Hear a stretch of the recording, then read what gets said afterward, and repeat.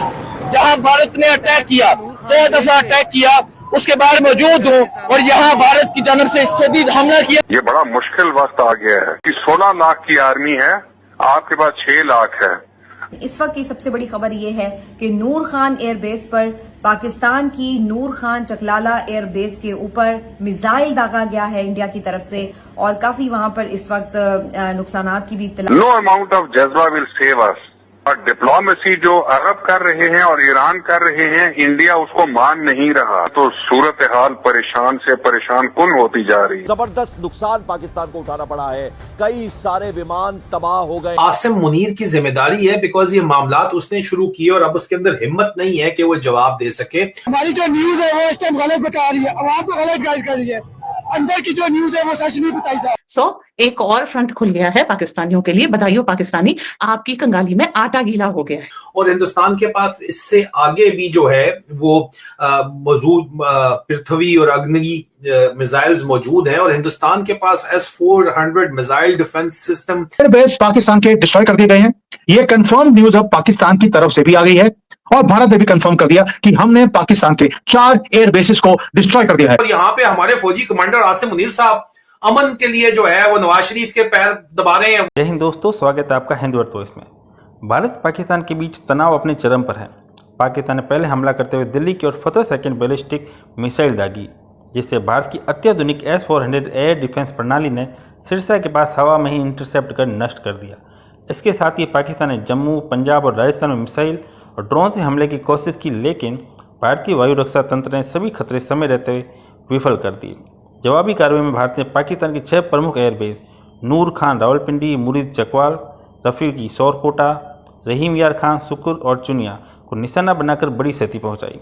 भारतीय ड्रोन इस्लामाबाद, लाहौर, रावलपिंडी और पेशावर तक गश्त करते देखे गए, जिससे पाकिस्तान में खलबली मच गई। उधर अमेरिका ने हस्तक्षेप करते हुए भारत से शांति की अपील की। प्रवक्ता टेमी ब्रूस के मुताबिक विदेशी सचिव मार्क रूबियो ने डॉक्टर जयशंकर से बात की। रिपोर्ट्स के अनुसार पीएम मोदी ने अमेरिका की कॉल्स अटेंड नहीं की, क्योंकि वे अब निर्णायक मोड में हैं, जिससे पाकिस्तान पूरी तरह घबरा गया है।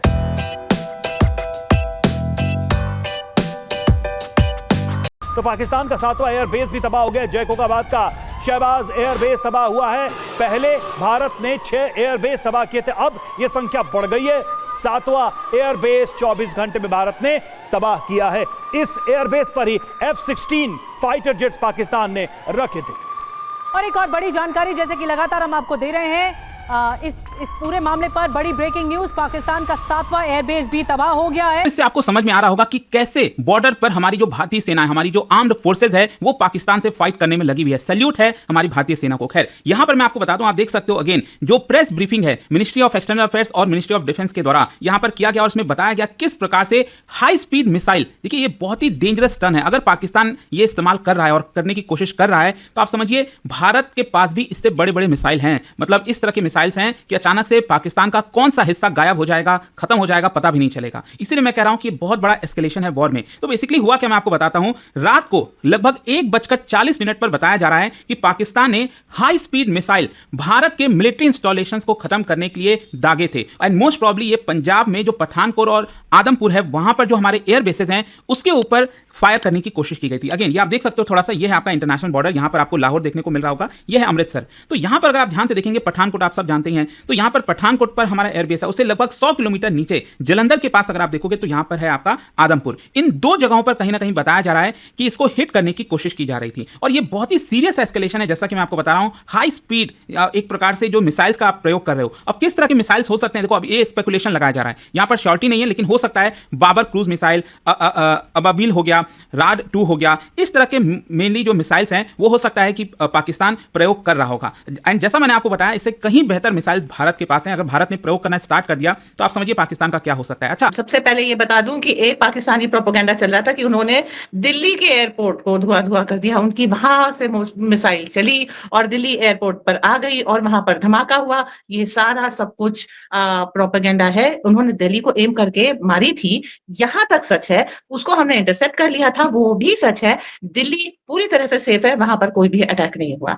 दूसरा, इन्होंने हजीरा और वजीरिस्तान में अपना जो है सिविलियंस को मारा। जब ये बात बाहर आ गई तो इन्होंने सबसे पहले इल्जाम लगाया कि भारत खुद अपने अल्पसंख्यकों पर अटैक कर रहा है, और सिख और अल्पसंख्यक, आपको मालूम है ना भारत में जनरल टर्म में अल्पसंख्यक कौन है, उसको भड़काने की पूरी कोशिश चल रही है कि अगर वो भड़क गया तो इनको बहुत कुछ मिल जाएगा। तो अभी प्रेस कॉन्फ्रेंस में एक हिंट दी है हमारे विक्रम मिस्री साहब ने। इन्होंने कहा कि भारत ने एक मिसाइल भेजी, ऐसे भेजी कि उड़ती हुई जाके वो पाकिस्तान के ऊपर गिर गई, वो अफगानिस्तान के ऊपर गिर गई। तो मिस्री साहब ने कहा कि भाई आपको मालूम है ना आपके ऊपर अटैक कौन करता है। अब इसके आगे की लैंग्वेज उन्होंने कही नहीं, वो मुझे सुनाई दी जाती है। तो भाई कब तक पीटोगे, मैं पीट रहा हूं तुम भी पीटो, ये अनसेड है, ठीक है। और जो अनसेड है कभी कभी वो ज्यादा इफेक्टिव होता है। उन्होंने बता दिया कि अफगानिस्तान को कौन पीटता है, अफगानिस्तान को पाकिस्तान पीटता है। तो अब अफगानिस्तान का धर्म क्या कहता है, पिटते रहोगे कि रिटेलिएट करोगे, either you will cry about it or do something about it. When you do something about it, what is it? So एक और फ्रंट खुल गया है पाकिस्तानियों के लिए। बताइए पाकिस्तानी, आपकी कंगाली में आटा गीला हो गया है। Leadership job is to look into the future. जी, आज जो हुआ है this should rattle all of us. ये बड़ा मुश्किल वक्त आ गया है जी, इसका हमारे पास एज ऑफ नाउ कोई जवाब नहीं है। और मेरे ख्याल में तो सूरत हाल परेशान से परेशान कुन होती जा रही है, बिकॉज डी एस्केलेशन नहीं होने वाली इस तरह से। अच्छा, जब तक कि अमेरिका प्रेशर नहीं डालेगा। और याद रखिए 4 दफा इंडिया ने आप पे पूरा अटैक करने का प्लान बना लिया था, और उसकी 16 लाख की आर्मी है, आपके पास 6 लाख है। नो अमाउंट ऑफ जज्बा विल सेव अस। और डिप्लोमेसी जो अरब कर रहे हैं और ईरान कर रहे हैं, इंडिया उसको मान नहीं रहा। अगर अमेरिका अपना प्रेशर नहीं डालता, फिलिस्तीन प्रेशर नहीं डालता, चाइना प्रेशर नहीं डालता, तो आई एम टेलिंग यू कि ये बड़े हालात मुश्किल से मुश्किल तर होते जाएंगे। लेकिन तो हमें सोचना चाहिए कि क्या करना है। खुदा आसिम मुनीर की जिम्मेदारी है, बिकॉज ये मामलात उसने शुरू किए और अब उसके अंदर हिम्मत नहीं है कि वो जवाब दे सके। और हिंदुस्तान के पास इससे आगे भी जो है वो मौजूद पृथ्वी और अग्नि मिसाइल्स मौजूद हैं, और हिंदुस्तान के पास S-400 मिसाइल डिफेंस सिस्टम फेंक दे। और यहाँ पे हमारे फौजी कमांडर आसिम मुनीर साहब अमन के लिए जो है वो नवाज शरीफ के पैर दबा रहे हैं। वो वजीर आजम हाउस में बैठे हुए हैं। कारगिल में भी यही काम किया गया था, आपको अच्छे तरीके से पता है। हिंदुस्तान कह रहा था कि घुसपैठी हैं, और हमने बाद में जो है नवाज शरीफ को क्लिंटन के पास बिठा के जो है अपनी लाशें तक अबेंडन कर दी। और करनाल कप्तान शेर खान की जो साइटेशन थी निशाने हैदर की, वो इंडियन कमांडिंग ऑफिसर ने कर्नल ने लिख के भेजी थी। ये आपकी हकीकत है। हकीकत पे ऊपर बात करते हुए आपकी जान जाती है। आप कहते हैं नहीं इसके ऊपर हमने बात नहीं करनी। अगर इसके ऊपर आपने बात नहीं करनी, सच नहीं आपने बोलना, तो सूरत अल माइदा के अंदर, मैं आसिम मुनीर की तरह कोट नहीं कर रहा कुरान को, सूरत अल माइदा में अल्लाह पाक ने हुक्म दिया है कि किसी कौम की दुश्मनी में झूठी गवाही मत दो। हम क्यों झूठी गवाही दें, हम तो सच बोलेंगे। जो भी किया आसिम मुनीर ने करवाया है, कौम उसके साथ नहीं खड़ी हुई है, और आसिम मुनीर को ही अकेले भुगतना चाहिए।